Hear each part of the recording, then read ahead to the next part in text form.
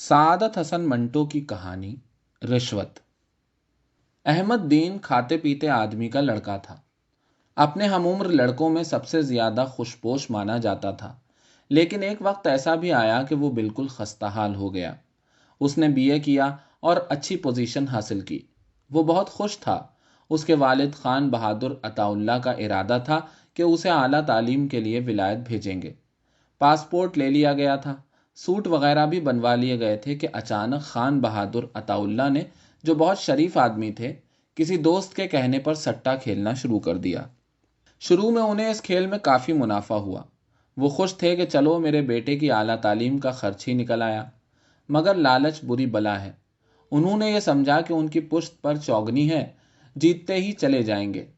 ان کا وہ دوست جس نے ان کو اس راستے پر لگایا تھا بار بار ان سے کہتا تھا، خان صاحب ماشاء اللہ، آپ قسمت کے دھنی ہیں، مٹی میں بھی ہاتھ ڈالیں تو سونا بن جائے۔ اور وہ اس قسم کی چاپلوسیوں کے ذریعے خان بہادر سے 100-200 روپے اینٹھ لیتا۔ خان بہادر کو بھی کوئی تکلیف محسوس نہ ہوتی، اس لیے کہ انہیں بغیر محنت کے ہزاروں روپے مل رہے تھے۔ احمد دین ذہین اور باشعور لڑکا تھا۔ اس نے ایک دن اپنے باپ سے کہا، ابا جی، یہ آپ نے جو سٹہ بازی شروع کی ہے، معاف کیجیے گا، اس کا انجام اچھا نہیں ہوگا۔ خان بہادر نے تیز لہجے میں اس سے کہا، برخوردار، تمہیں میرے کاموں میں دخل دینے کی جرات نہیں ہونی چاہیے۔ میں جو کچھ کر رہا ہوں ٹھیک ہے۔ جتنا روپیہ آ رہا ہے وہ میں اپنے ساتھ قبر میں لے کر نہیں جاؤں گا، یہ سب تمہارے کام آئے گا۔ احمد دین نے بڑی معصومیت سے پوچھا، لیکن ابا جی، یہ کب تک آتا رہے گا؟ ہو سکتا ہے کل کو یہ جانے بھی لگے۔ خان بہادر بھن گئے، بکو مت، یہ آتا ہی رہے گا۔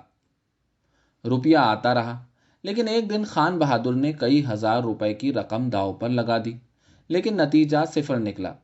10,000 روپے ہاتھ سے دینے پڑے۔ تاؤ میں آ کر انہوں نے 20,000 روپے کا سٹا کھیلا۔ ان کو یقین تھا کہ ساری کسر پوری ہو جائے گی، لیکن صبح جب انہوں نے اخبار دیکھا تو معلوم ہوا کہ یہ 20,000 بھی گئے۔ خان بہادر ہمت ہارنے والے نہیں تھے۔ انہوں نے اپنا ایک مکان گروی رکھ کر 50,000 روپے لیے اور سب کا سب اللہ کا نام لے کر چاندی کے سٹے پر لگا دیے۔ اللہ کا نام تو خیر اللہ کا نام ہے، وہ چاندی اور سونے کی مارکیٹ پر کیا کنٹرول کر سکتا ہے۔ صبح ہوئی تو خان بہادر کو معلوم ہوا کہ چاندی کا بھاؤ ایک دم گر گیا ہے۔ ان کو اس قدر صدمہ ہوا کہ دل کے دورے پڑنے لگے۔ احمد دین نے ان سے کہا، ابا جی، چھوڑ دیجئے اس بکواس کو۔ خان بہادر نے بڑے غصے میں اپنے بیٹے سے کہا، تم بکواس مت کرو، میں جو کچھ کر رہا ہوں ٹھیک ہے۔ احمد دین نے مؤدبانہ کہا، لیکن ابا جان، یہ جو آپ کو دل کی تکلیف شروع ہو گئی ہے، اس کی وجہ کیا ہے؟ مجھے کیا معلوم، اللہ بہتر جانتا ہے، ایسے عارضے انسان کو ہوتے ہی رہتے ہیں۔ احمد دین نے کچھ دیر سوچنے کے بعد کہا، جی ہاں، انسان کو ہر قسم کے عارضے ہوتے رہتے ہیں، لیکن ان کی کوئی وجہ بھی تو ہوتی ہے۔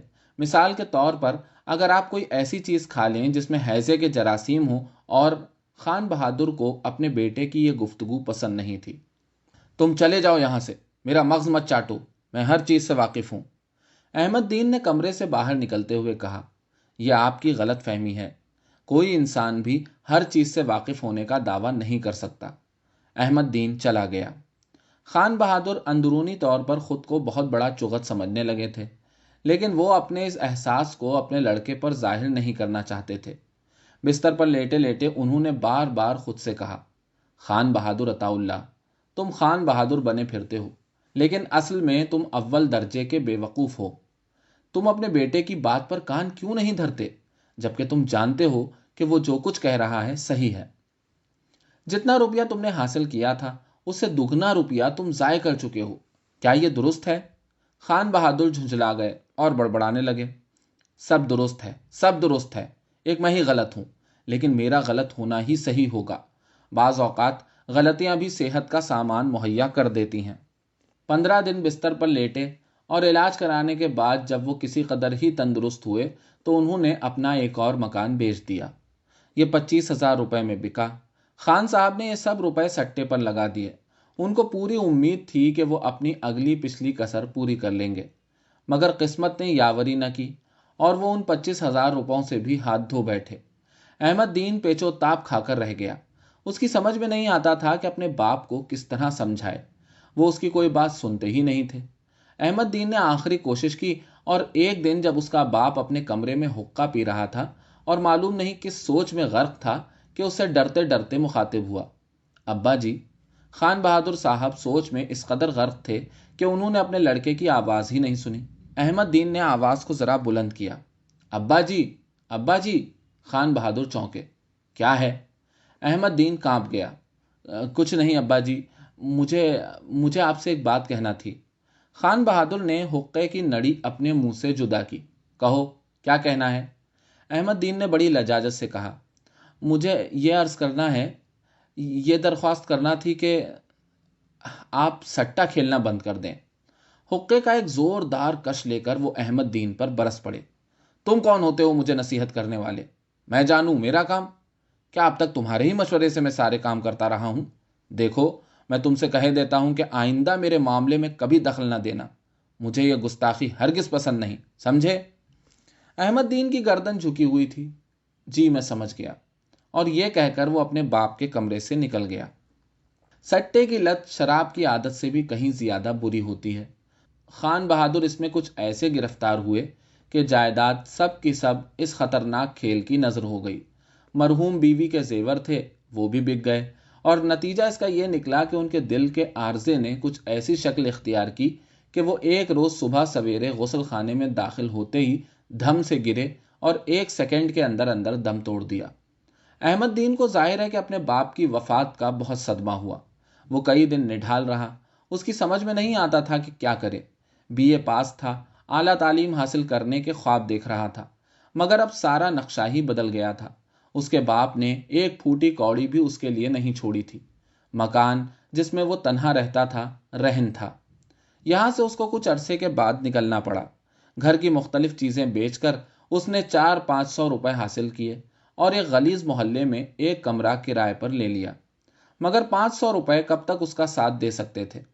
زیادہ سے زیادہ 1 برس تک بڑی کفایت شعاری سے گزارا کر لیتا، لیکن اس کے بعد کیا ہوتا؟ احمد دین نے سوچا، مجھے ملازمت کر لینی چاہیے، چاہے وہ کیسی بھی ہو۔ 50-60 روپے ماہوار مل جائیں تو گزارا ہو جائے گا۔ اس کی ماں کو مرے اتنے ہی برس ہو گئے تھے جتنے اس کو جیتے۔ احمد دین نے حالانکہ اس کی شکل تک نہیں دیکھی تھی، نہ اس کو دودھ پینا نصیب ہوا تھا، پھر بھی وہ اکثر اس کو یاد کر کے آنسو بہاتا رہتا۔ احمد دین نے ملازمت حاصل کرنے کی انتہائی کوشش کی، مگر کامیابی نہ ہوئی۔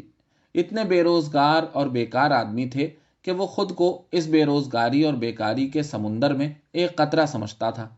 لیکن اس احساس کے باوجود اس نے ہمت نہ ہاری اور اپنی تگ و دو جاری رکھی۔ بہت دنوں کے بعد اسے معلوم ہوا کہ اگر کسی افسر کی مٹھی گرم کی جائے تو ملازمت ملنے کا امکان پیدا ہو سکتا ہے، لیکن وہ مٹھی گرم کرنے کا مسالہ کہاں سے لاتا؟ ایک دفتر میں جب وہ ملازمت کے سلسلے میں گیا تو ہیڈ کلرک نے اسے شفیقانہ انداز میں کہا، دیکھو برخوردار، یوں خالی خلی کام نہیں چلے گا۔ جس اسامی کے لیے تم نے درخواست دی ہے اس کے لیے پہلے ہی 250 درخواستیں وصول ہو چکی ہیں۔ میں بڑا صاف گو آدمی ہوں۔ 500 روپے اگر تم دے سکتے ہو تو یہ ملازمت تمہیں یقیناً مل جائے گی۔ اب احمد دین 500 روپے کہاں سے لاتا؟ اس کے پاس بمشکل 20 یا 30 روپے تھے۔ چنانچہ اس نے ہیڈ کلرک سے کہا، جناب میرے پاس اتنے روپے نہیں، آپ ملازمت دلوا دیجئے، تنخواہ میں سے آدھی رقم آپ لے لیا کریں۔ ہیڈ کلرک ہنسا، تم ہمیں بیوقوف بناتے ہو، جاؤ چلتے پھرتے بنو۔ احمد دین بہت دیر تک چلتا پھرتا رہا، مگر اسے اطمینان سے کہیں بیٹھنے کا موقع نہ ملا۔ جہاں جاتا رشوت کا سوال سامنے ہوتا۔ دنیا شاید رشوت ہی کی وجہ سے عالم وجود میں آئی ہے۔ شاید خدا کو کسی نے رشوت دی ہو اور اس نے یہ دنیا بنا دی ہو۔ احمد دین کے پاس جب پیسہ بھی نہ رہا تو مزدوری شروع کر دی۔ بوجھ اٹھاتا اور ہر روز 2 روپے کما لیتا۔ مہنگائی کا زمانہ تھا، گو دونوں وقت کا کھانا بھٹیار خانے میں کھاتا، لیکن اسے کافی خرچ برداشت کرنا پڑتا۔ زیادہ سے زیادہ 1 آنا بچ رہتا۔ احمد دین مزدوری کرتا، مگر اس کے دل و دماغ پر رشوت کا چکر گھومتا رہتا تھا۔ یہ ایک بہت بڑی لعنت تھی اور وہ چاہتا تھا کہ اس سے کسی طرح نجات حاصل کرے اور مزدوری چھوڑ کر کوئی ایسی ملازمت اختیار کرے جو اس کے شایان شان ہو۔ آخر وہ BA پاس تھا، فرسٹ کلاس۔ اس نے سوچا کہ نماز پڑھنا شروع کر دے، خدا سے دعا مانگے کہ وہ اس کی سنے۔ چنانچہ اس نے باقاعدہ 5 وقت کی نماز شروع کر دی۔ یہ سلسلہ ایک وقت تک جاری رہا مگر کوئی نتیجہ برآمد نہ ہوا۔ اس دوران میں اس کے پاس 30 روپے جمع ہو چکے تھے۔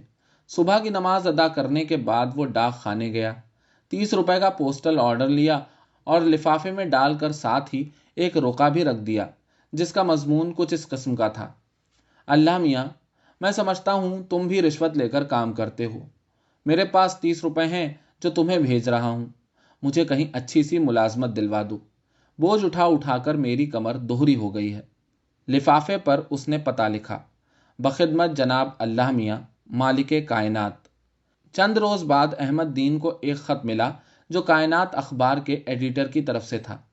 اس کا نام محمد میاں تھا۔ خط کے ذریعے سے اس نے احمد دین کو بلایا تھا۔ وہ کائنات کے دفتر گیا جہاں مترجم کی حیثیت سے 100 روپیہ ماہوار پر رکھ لیا گیا۔ احمد دین نے سوچا، آخر رشوت کام آ ہی گئی۔